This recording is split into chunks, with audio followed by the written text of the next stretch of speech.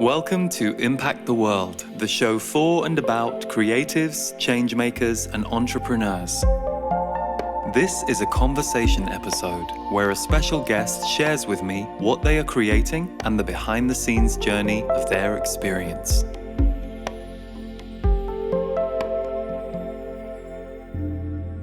Hello, welcome to Impact the World, where my guest today is the wonderful Pam Gregory.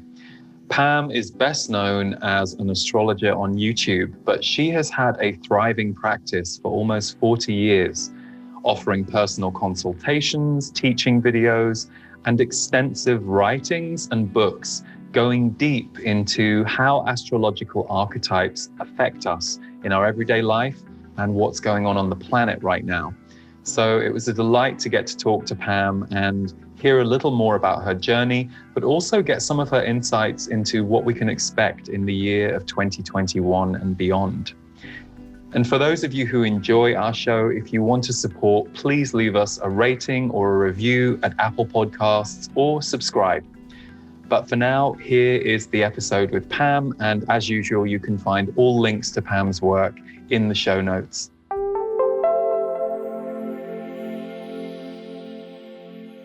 Pam, thank you so much for being here. It is a treat to get to meet you virtually meet you in person after quite a few years of seeing you out there on video. And as I explained in the interview I did with your good friend, Braca Goldsmith, it was sometime last year. We were a few months into all the COVID madness. And, like everybody, I was having a rough morning energetically, just a bit more, And YouTube suggested a conversation between you and Braca. And I was like, oh, great, Braca and Pam. Oh, yeah, I'll put that on. And it was just lovely. It was a conversation between the two of you. And I immediately felt like, it's a conversation with friends who get it on a metaphysical level, who are keeping their eye on it on a grounded level. It was just lovely. So to get to have this conversation with you now and talk about your work and your journey is a treat. Thank you. We spark each other, Braca and I. It's great to talk to another astrologer because you can talk in shorthand, and it can spark other ideas because you're really speaking a common denominator. So it's always great to chat with her, and we laugh such a lot together. We really do. Yeah, no, it's lovely. Well, how did you first get into astrology? Because you've built a big following with your astrology over the years, but what was the kind of beginning of the spark for you with astrology? Yes, it's interesting. As a child, I started to write to Canada House when I was 7 and say, I want to emigrate to Canada because I just loved nature, mountains, big skies, etc. And they very politely wrote back and said, well, you have to wait till you're at least 18. So I actually finished university and there was a big recession in the UK at that time. And so I didn't even try to get a job. I just decided, okay, now I'm going to go to Canada. So I got on a plane to Toronto with $100 in my pocket, didn't know anyone, didn't have a job, nothing to go to, and just thought this is a great adventure. And it was wonderful. I actually mentioned this in my last video, that when I was on the plane from London to Toronto, I was actually thinking, okay, I'm going to invent a new me. Who am I going to be? Physically, mentally, who can I be as I step into this new environment? Anyway, within the first week, it must have been a fabulous week for personal growth because I joined a yoga class. And at the end of the class, as you know, they're silent, but at the end of the class, one of the girls said, that chap over there, who came from Jamaica, he's a very good astrologer. So I went up to him and said, I'd love you to do my chart. And by the following weekend, I was sitting with him in his tiny flat in Toronto. And I remember it like it was yesterday because I spent 7 hours with him. And he just blew me away. The world had cracked open to reveal this whole dimension of meaning that I just hadn't known existed. And that was really the beginning of the whole journey. And quite amusingly, over the years of moving, house moves, I lost the tape because in those days, recordings were done on tape. That's right. And when I, after 5 years, decided to return to England, I was packing boxes and I found the tape. So as I was sort of finally leaving Canada the last day, I played the tape, and on it he said, September the 4th, 1979 will be a major turning point in your life. And that day was September the 4th, 1979. I was leaving Canada forever. And he also said, by the end of October, you'll be experiencing a major high in your life. And I was sitting at 19,000 feet in the Himalayas. So from that point, so it was a literal high. So from that point on, from the very first consultation with him, I just haven't stopped. I just really haven't stopped studying, learning, and I learn something new every day.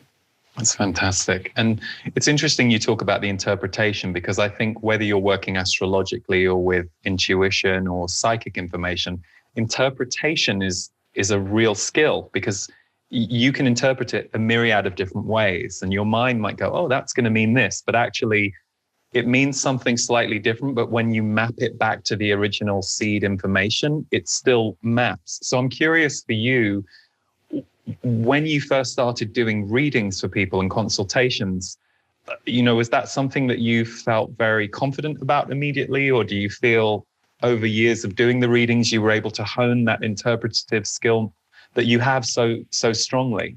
Yeah, thank you so much. And actually, your comment was really brilliant, because probably more than you realize, because astrology is always symbolically predictive. It is not executionally predictive.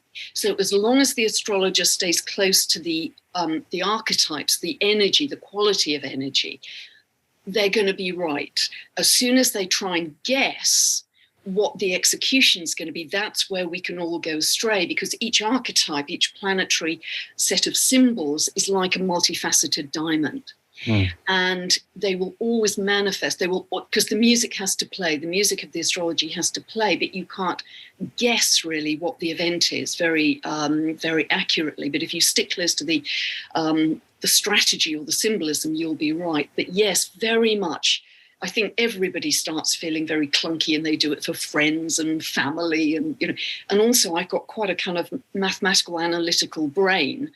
And so it has taken quite a lot of time to really see it as music now, to read it as music. And what is most difficult in astrology, and every single astrologer feels this, is the overload of information, because it's the synthesis of the information that really takes time for your brain to learn, what's weighty, what's less important.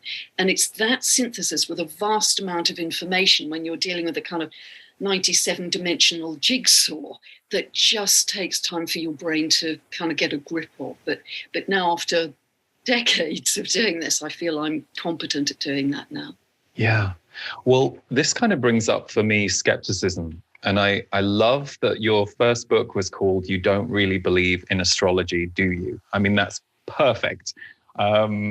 Because I think if I kind of go back in time, 20 years ago, especially when I was earlier in my studies of metaphysics and still a few years away from working in the field, I remember the skepticism that people would have around things like astrology or psychic information, predictive information. And what I now see is usually that skepticism is based on a misunderstanding.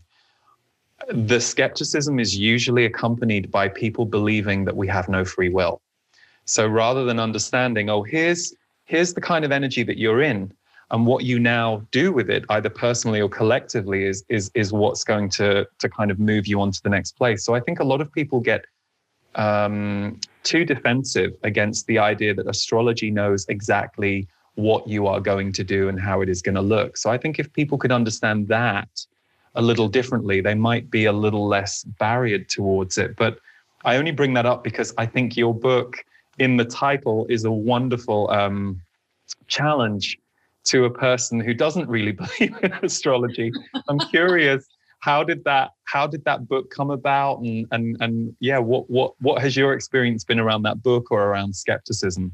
Yes, so interesting, Lee, that you asked that, because my first career was in advertising, and I was at quite a young age, I was the director of a big London advertising agency. And then I went on my second career to run my own training company, training management people to make more persuasive business presentations. But within the business context, this was just not credible to be an astrologer. So I actually had to keep it quite quiet. But if it did leak out at any time, I went from somebody who, clearly had half a brain to have achieved so much in my career, but all of a sudden I became instantly remedial and in need of therapy if I admitted I was an astrologer. And particularly if you're meeting new people at a party and they asked what you did. And, they'd sort of take you off to a corner and whisper, come on. You confess you don't really believe in astrology. Do you? So I was asked that question just hundreds and hundreds of times. So there seemed to me to be such a grand canyon of misunderstanding between where they were coming from in their rational understanding of how the world worked and how my understanding was so different, because this was taking me on much, much deeper pathways. And so in order to kind of join up the two sides of that Grand Canyon, that's why I wrote the book, to kind of demonstrate the breadth and depth of what a massively vast subject astrology is, which was fabulous to write. I almost felt that book had come through me rather than from me, so I don't think I can take any credit at all, but I just felt I had to be brave enough to step out and answer that question. Well, I would say you take credit as the instrument and the conduit, because I think there's a certain level of courage and willingness to kind of be a conduit for that kind of thing that is quite, in my experience, human in nature. And other people I speak to, there are human things you have to overcome to stand for that, to let it be out there. And I'm curious when that book went out there, but also perhaps just as your name as an astrologer has grown in the world, what has that done for you in terms of personal relationships, or even just the way that you're able to hold your own around what you do versus perhaps back in these days of your corporate career where it was a bit more of a secret?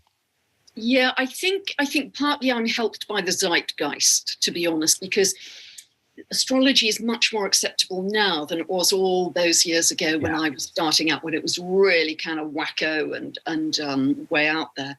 So I think that makes it easier. But now I'm just really, really privileged and honoured to have just stumbled across this incredible sacred language, really, and I feel so blessed with it. So I do feel quite proud to be a messenger of it, and I'm not going to hide away. And if it's people aren't interested in it, then that's okay. But when they say things like, so you don't really believe in astrology, I'll always say, well, it's like saying I don't believe in French.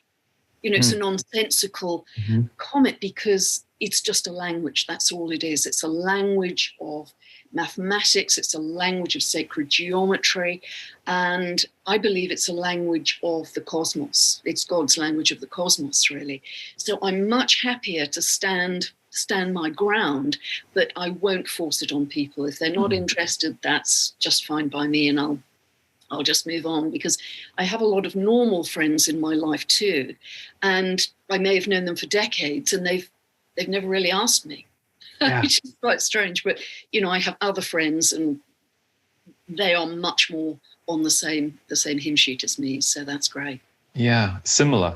And you can have friends in your life where what you do for work is not actually the important topic of conversation. I think that's great. Yeah.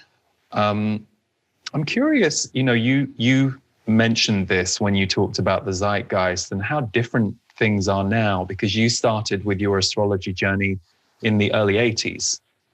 And I think back to, even for me, starting out publicly doing my work 17 years ago this year, how different it was for me as a channeler, as an intuitive, even as someone interested in personal development, particularly because I was living in England at the time. Even going off to personal development workshops was kind of a bit weird and a bit taboo. But it has changed so fast, which is what I'd always heard would happen from my guides. It's interesting, isn't it, to live in it now and to see how different it is. And I'm curious, what has changed for you? Because here you are still doing your thing, working just as much as ever, if not before. But has your motivation or your sense of purpose changed because of the time that we're in versus, say, 15 years ago? I think it's become even deeper. Partly because people need a lot more guidance now, but I think we're moving into just a whole new age, an age of the heart, an age of spirituality in a much bigger way. And that's where we're going to come into our own, really, in terms of helping people and guiding people, because we are going to go through a bit of a messy phase in 2021. Going to be standing in a demolition site for quite a lot of it, but with green shoots appearing between the cracks in the concrete, as it were. But I do feel we're moving into much more of an era of intuition, of blending with each other, much greater appreciation of energy, much bigger appreciation of the entire cosmos is underpinned by frequency. And I think if we could reduce it to one fundamental organizing principle in the universe, it would be, for me, it would be frequency. And so as people start to understand that and understand it's a world of energy, think, okay, what is my framework for accessing energy? What do I do? How do I maneuver my reality? And I think astrology is brilliant because it's such a practical framework. It's a language that you can learn that is quite definite in a way. And it's only after you've been doing it a long time you get to the high ethers of it, as it were, and reading it as music. But that's why I think it is just such a brilliant modality for these times. So if anything, my passion, my sense of purpose and mission has deepened, but particularly because I'm getting very interested in what are called kind of deep space planets, or planets way, way out beyond the orbits of Neptune and Pluto. And that's where my real interest lies, because they are actually bringing in a new consciousness for us. They're bringing in archetypes for a new consciousness. And that's what is mega exciting. That's what we're on the brink of right now. Fantastic. And how do you research that? Like, where do you go to research that kind of stuff?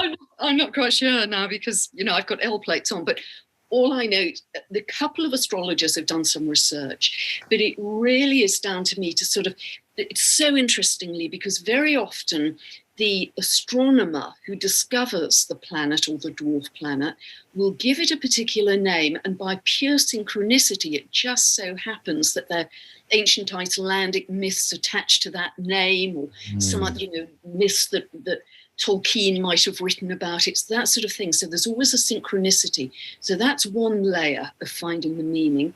Another layer is if you look at the discovery chart, the moment of discovery of that particular planet, you can get a lot of information from that. For instance, Chariklo, that I've been talking about quite a lot recently, who orbits between Saturn and Uranus, her discovery chart is a 6-pointed star, which is just magical. So in analysing that chart, I can get quite a lot of information about the quality, the archetype of what Chariklo is about. So, and the very name of Chariklo takes me on another journey of discovering she was the wife of Chiron in myth, and she heals by simply holding sacred space, and she's connected to the Buddhist ground of being, and she also enables us in shifts of consciousness, upgrade in consciousness, and she's appearing now to us because she was only discovered about 20 years ago, which is nothing in astrological terms. So that's sort of the kind of thing you do to start researching, but I'm starting really from zero, so no pressure. No, well, you not really from zero, I would argue, based on your decades of involvement, research, and study. I think that beautifully puts you in a place to go and explore in that way. And I love hearing what you said, because I don't study astrology, but I really like astrology, and one of the things that I get a lot through my guides for years, they've talked about the rising consciousness on the planet, and I'm called to try and break down how that might be affecting us and what that looks like. And then when I channel my guides for recordings or for live events, they will speak about our consciousness becoming far more galactic.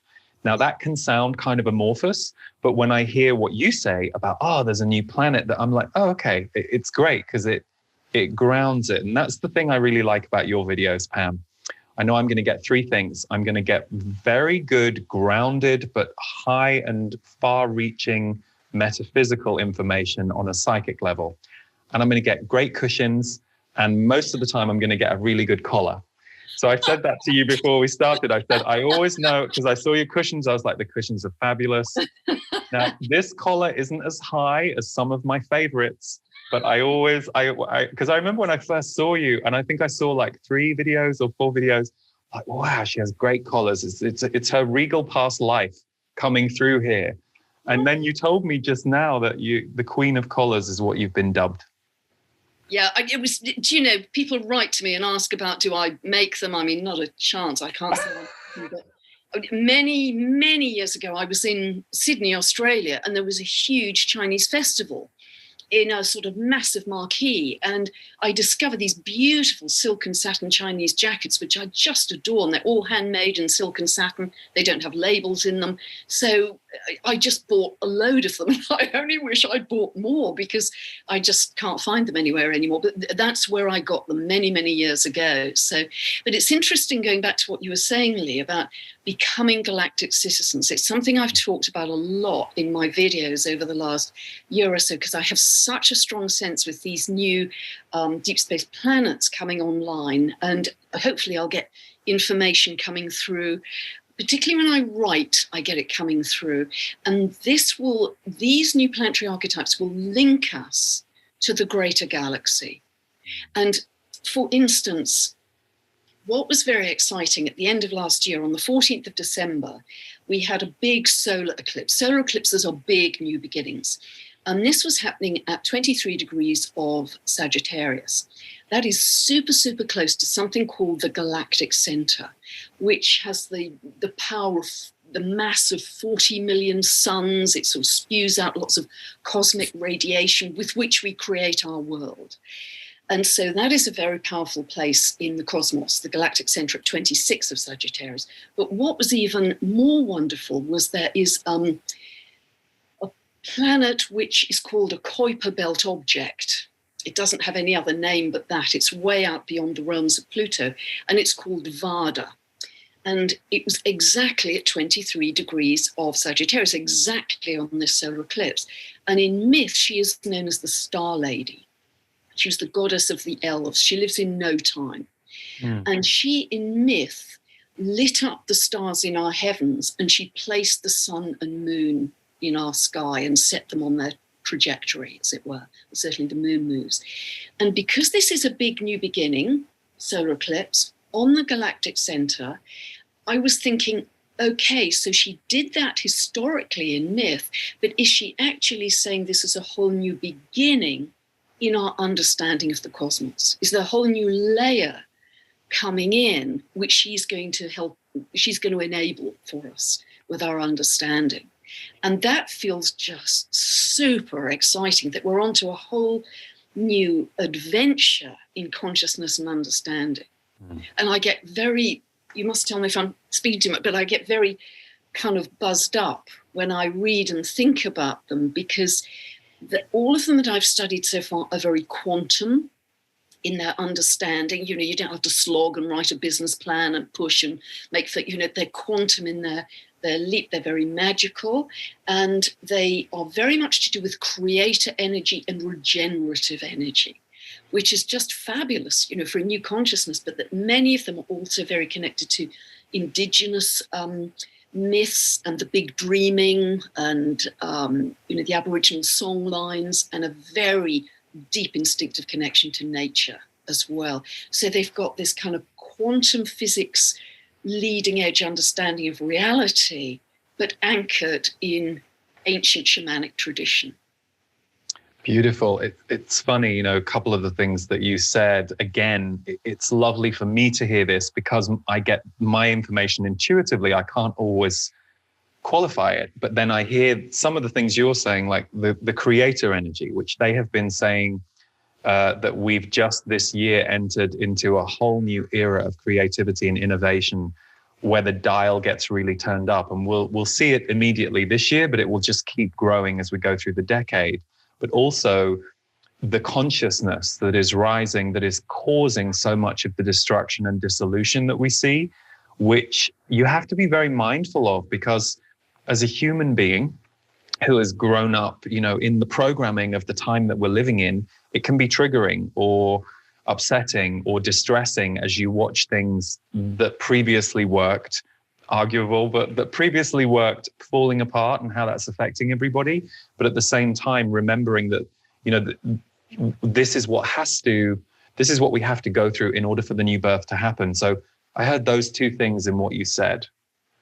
Yeah, and it's really interestingly, because I don't know if you've heard in my videos, cosmologically, the Earth is moving into a different area of space where it hasn't been for 12,000 years approximately.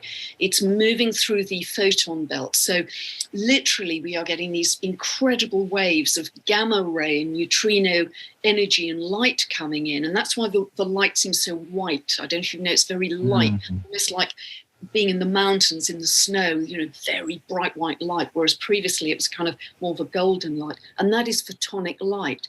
So this is very high kind of crystalline energy that's coming in. And when that happens, it's impossible, according to my understanding of quantum physics, that two different levels of energy can coexist at the same time. The old lower vibration stuff just has to disintegrate, which is what we're seeing right now. It can't continue. But we are literally, physically, every cell in our body is being electrically repatterned by this new light. And I think the more we've worked at our frequency, the easier that transition is for us. We'll just blend with it much more easily. And it is very distressing to see everything we've known in our lifetimes just kind of collapsing, chaotic, dysfunctional. But it's so clear in the astrology. I mean, it is so, I must have said in every video over the last year that Pluto is moving through Capricorn. It's very, very slow. It takes many years. And Pluto always deconstructs the sign, the symbolism of the sign that it's moving through. So Capricorn is big corporations, big institutions, government, institutions and governments that have power over you. It's a top-down vertical structure, rules and regulations. We've seen a lot of that in 2020. So Pluto will always reveal anything that isn't pure or of integrity or of the highest principle. And therefore, that in turn, that kind of disclosure will help the collapse as well. In addition to that, we've got Uranus, another massive archetype in Taurus.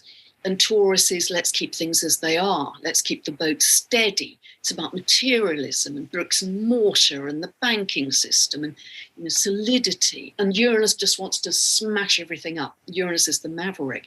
So you've got two massive archetypes, Pluto and Uranus, that want to break things up to get us to a better place, a higher state of being, moving through two earth signs, which is density, materialism. I'm here to make a profit, not here to make a difference.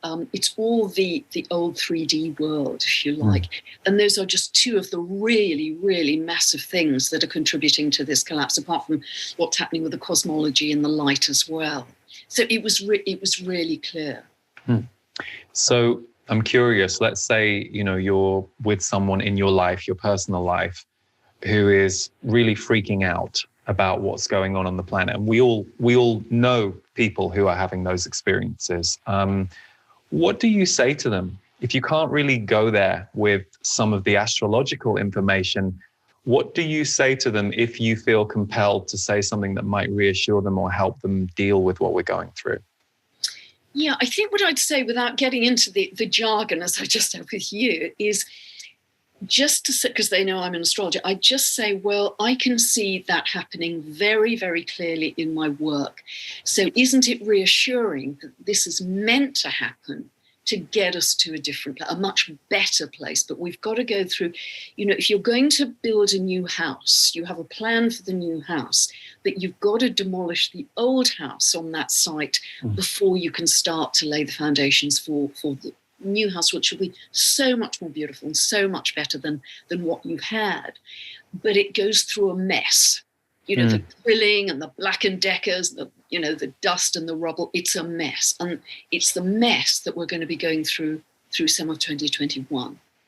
And Pam, the universe hears you. I have a lapel mic on, so it probably isn't picking this up, but the drilling just got really loud I'm not kidding. You probably can't hear it, but I said to Wendy before we started, I was like, oh, there's some drilling outside. And she was like, I can't hear it, but I can hear it. So the universe says, yes, Pam. Okay. Speaking of, big changes, you mentioned to me before we got started that you're just about to stop doing your personal one-on-one consultations. Now, I did private readings for 14 years, and stopping doing it was a tough decision, and one that it took me about a year and a half to make, because I didn't want to let it go, but I knew I had to in order for me to be able to do the other things that I now do. So I'm curious, how are you doing with that? Because I think by the time this interview airs, you will probably have completed your last waiting list people, and it's a big one. That I'm curious how you feel about it. It is, and probably, Lee, you felt the same. I love those one-to-one interactions because you can go very deep with people. Yeah. You can switch on light bulbs. You can make them, help them to see things that they haven't seen from childhood, and that can be so healing. And you will understand that process very well. But for me, and maybe I'm just a perfectionist, it takes me about 4 to 5 hours of preparation for every consultation I do, because it's just the way I operate. I have to kind of go deep and plunge into what happened last time and go back through the life to validate the birth time and understand how the planetary transits are working out for that person. So it's 4 to 5 hours prep, and that's what messes the booking horizon so severely. So very sadly, I'm just stepping back from that, certainly for the rest of 2021, to give me time, just to give me breathing time, really, but to research these deep space planets that have really got my fascination. I mean, I get so excited, as I say, when I think about them and talk about them, and I know information is going to come through me when I start to write about them. So in order to keep putting out the guidance for the bigger audience via YouTube, social media posts and my newsletters, I've just got to go with what's most time efficient. And I'm really sad to let the client stuff go, but maybe it'll come back in time. But I just really need thinking and breathing time for the rest of the year. And I know it'll come through me, and then I'll be on to another episode. Yeah. How many years have you done the one-on-ones? Oh, well, gosh, I'm embarrassed. Gosh, I mean, that'll give me, I think, well, gosh, when did about 40 years. Wow. So, and starting, as everybody does, friends and family and not charging, but very, very intensely for about the last 20. I mean, just 7 days a week full on. Wow. And I feel that in my body, because I was only 14 years, but I worked out that it was the longest job I'd had. Like, it was the one consistent, because I didn't have a waiting list. So it was every week. And like you said, the intimacy was what I wondered if I would miss. And, my message to myself was, you can always go back. So same for you, you can always go back as and when it's time. But I also know from experience that once you've adjusted, once you've, cleared the kind of and closed that chapter of your life in your body, a different energy comes in and a whole new chapter begins. So congratulations. That's an amazing achievement. Oh, thank you. It feels exciting. And it was so luckily that we have work in this current situation, and secondly, work that we love, and thirdly, work where we're excited about what's coming in the future. I mean, I just feel really blessed and privileged.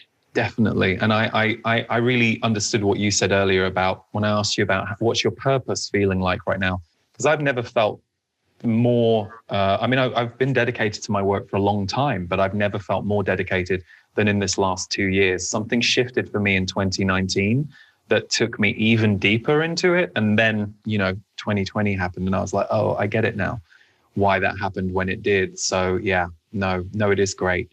And I know that writing is a huge component for you, and you write approximately 7,000 word newsletters, which is no mean feat. So just to kind of step away from astrology for a moment and just talk about the art of writing and the clear connection that you have to the written word with your books and your newsletter.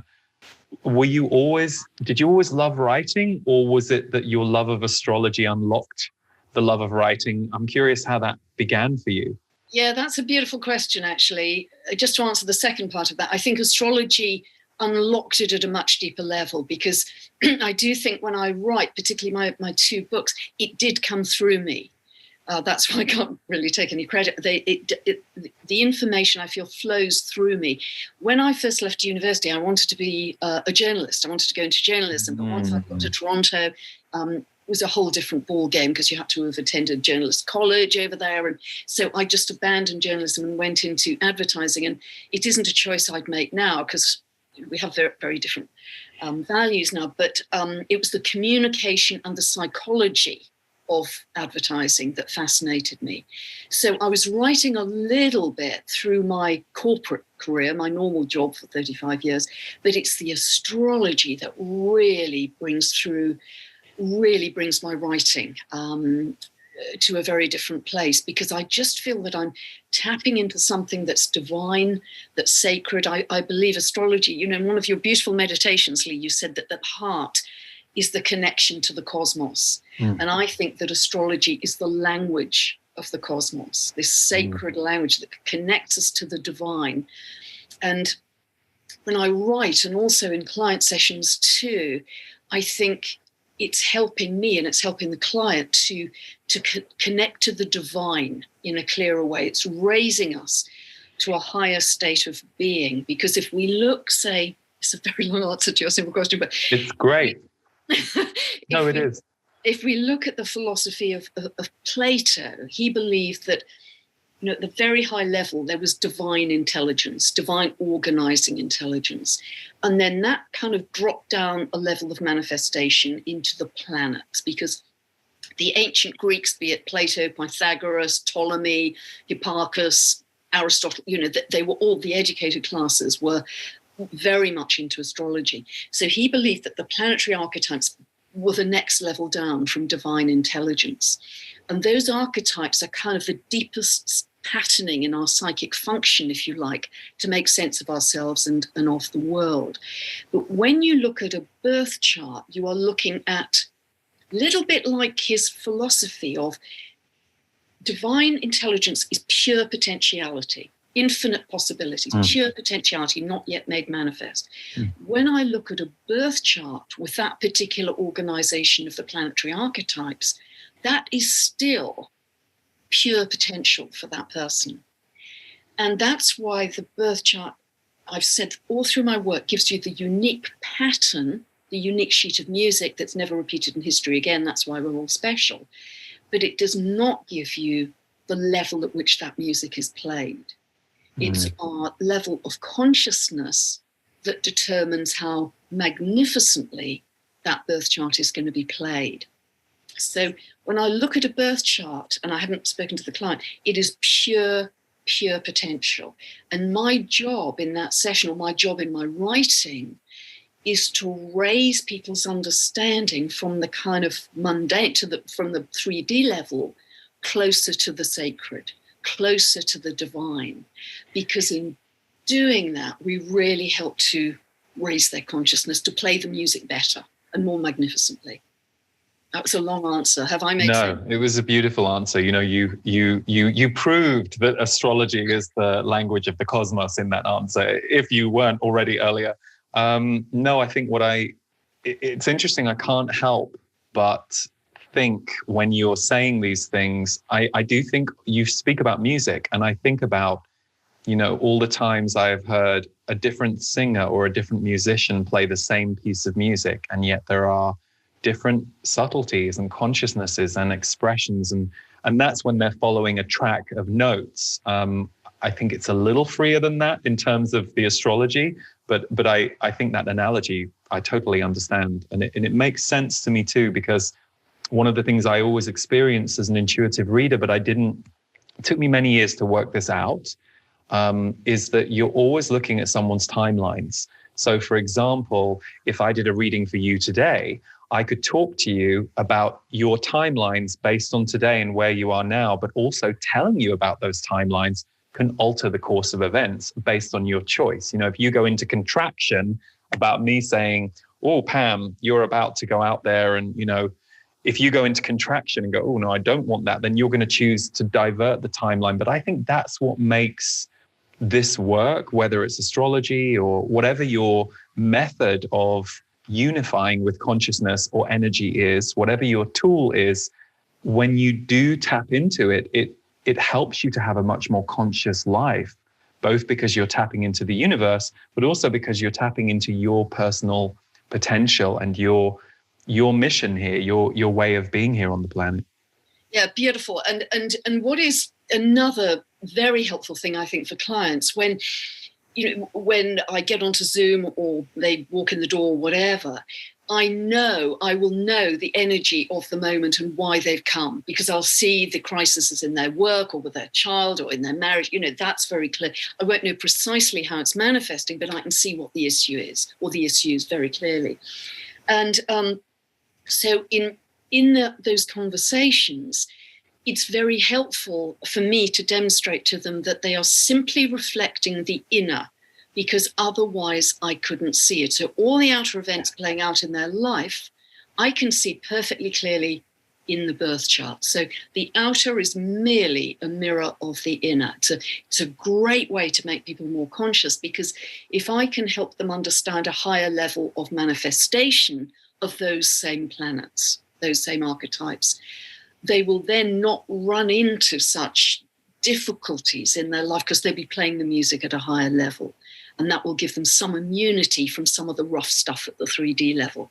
Does that make sense? So the inner and the outer are a perfect match. Mm-hmm. And that, of course, aside from birth charts, is just how our frequency works in terms of how our reality is manifesting depending on our frequency that we're broadcasting.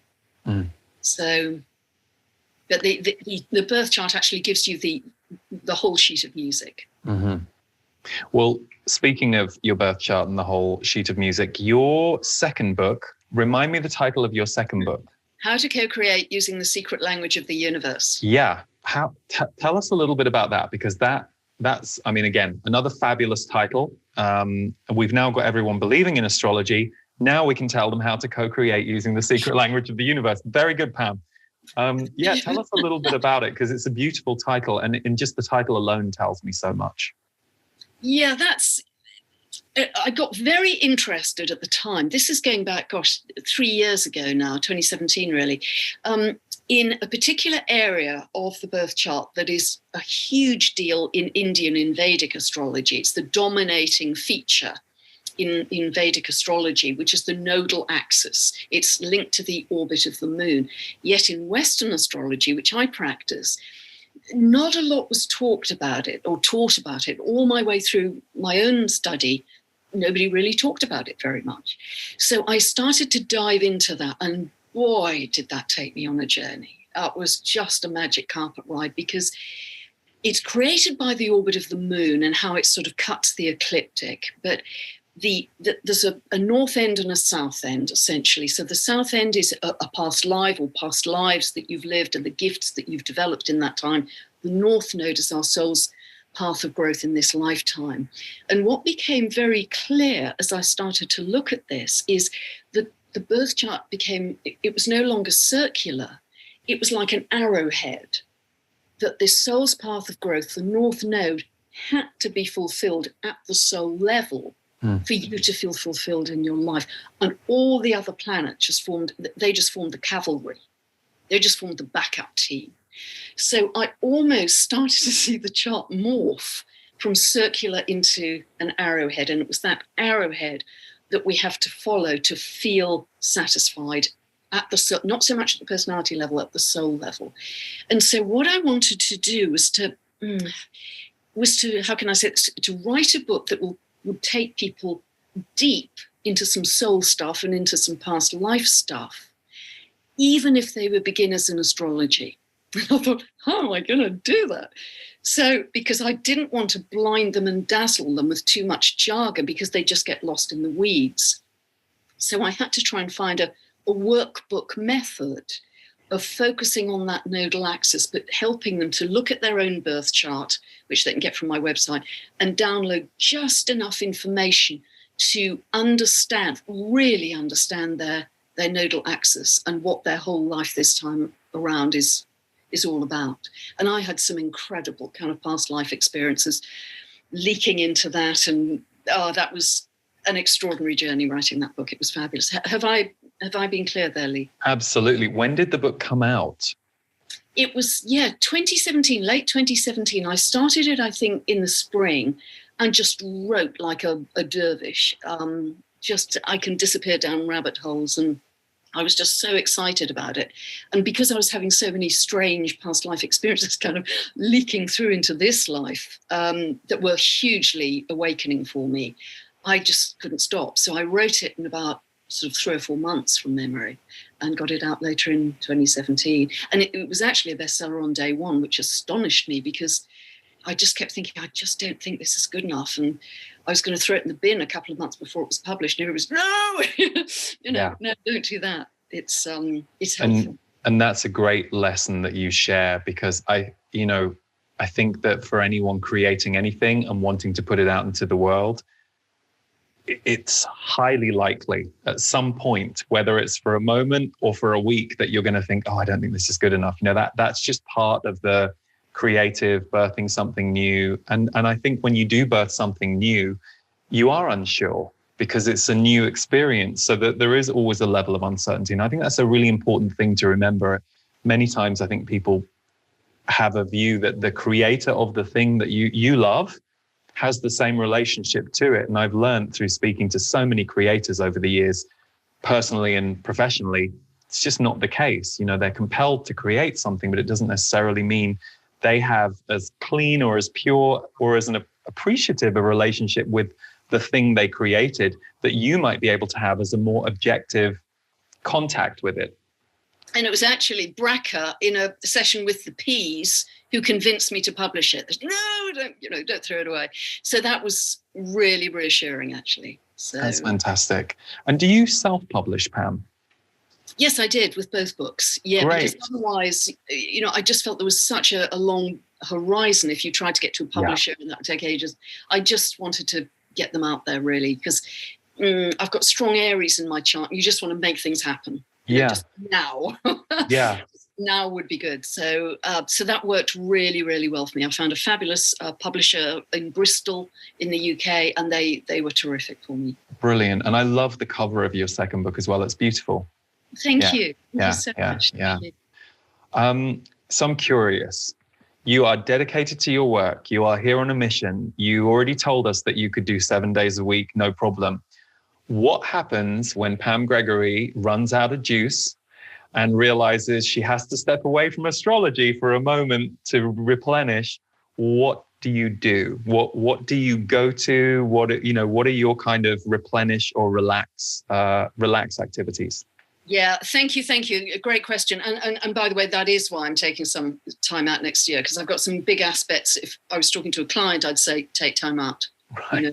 Yeah. So, but what I do every day, I just adore nature, and I've got to be in nature for an hour every day. That's my grounding. And I used to have huge Leonbergers, the size of ponies. I used to have 5 of them. The lounge was like Bethlehem, really. But now I don't have time for my own dog, so I borrow my very elderly neighbour's dog. The dog is young, she's old. So the dog is 2 years old, and I take him out in the forest and I just throw a tennis ball 1,000 times and go down to the streams and the rivers and up through the woods and hug trees. And I never take my mobile phone with me, because why would I want a phone if I'm in nature? And I can truly feel as free as I was when I was a child, because I spent a lot of time just living in woodland, like Caliban, really, when I was a child. And nature is my connection. So I can listen to the birds, I can stare at the sky and look at cloud formations and go, wow, that's, So I really very much get in touch with nature. I meditate every day. I've done yoga for 45 years since I started that first week in Toronto. So those things really, really help me decompress. And they're really necessary, because I'm such a workaholic. I would just burn out otherwise. So they're pillars in my day that I will not miss. And yeah, they're very grounding. So I'm curious, let's say I'm watching this conversation and I'm inspired by you and what you're doing. And I think to myself, oh yeah, I'd like to do readings, or I'd like to do some YouTube videos, or I would love to do that, but I don't know how to get started. I don't know if I'm good enough. And what advice would you give someone who is feeling a response inside, but yet to know how to put the pieces in place? Yes, I mean, I would just suggest that they watch different astrologers, first of all, on YouTube, because every astrologer, a bit like every artist, is different, and you'll feel drawn to some and not to others. So just see how that goes. And you may find that those particular astrologers have teaching academies or teaching courses that they run. That'd be fine. I do have some teaching videos on my website that you can easily buy. They're all very inexpensive. Just go on to pamgregory.com. But there are some very, very good online astrology teaching bodies now. And more of them have come online because force of circumstances. So there's a very good one called the Astrology University, run by Tony Howard, and that has a curriculum. I think the London School of Astrology also has online courses. I trained with the Faculty of Astrological Studies in London. They have an online course. So any one of those would be good. But I just start easily, really, by watching astrologers on YouTube and see where that takes you, because that's all for free. Yeah. And have you, how was it for you putting your first videos out and the experience of putting those videos out? And I'm asking you specifically because I think for anyone who is psychically or energetically sensitive, that's definitely a thing at first that you have to acclimatize yourself to. And I've heard that from many people. I experienced that myself. How was it for you? And when did you start with the videos? I started, I think, maybe sort of 4 or 5 years ago. To be honest, the speaking, I mean, I don't have any problem speaking, as you probably guess. It's shutting up.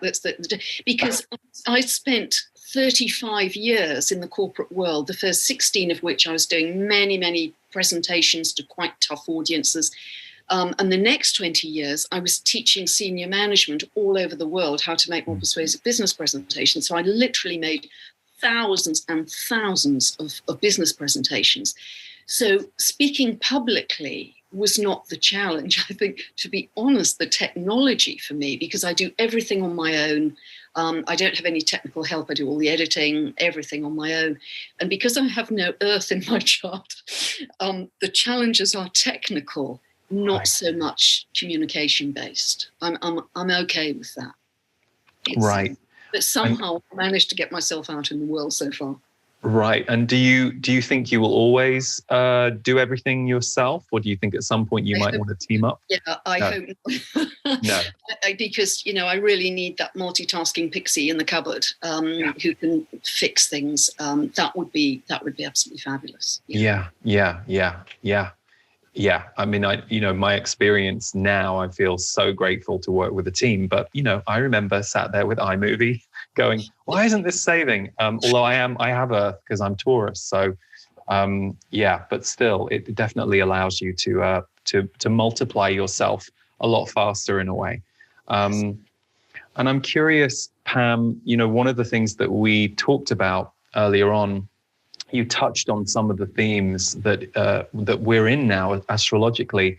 Perhaps as a kind of closing to our conversation, it'd be wonderful if you'd be willing to share some of what's coming up for us. I think this show will come out around April.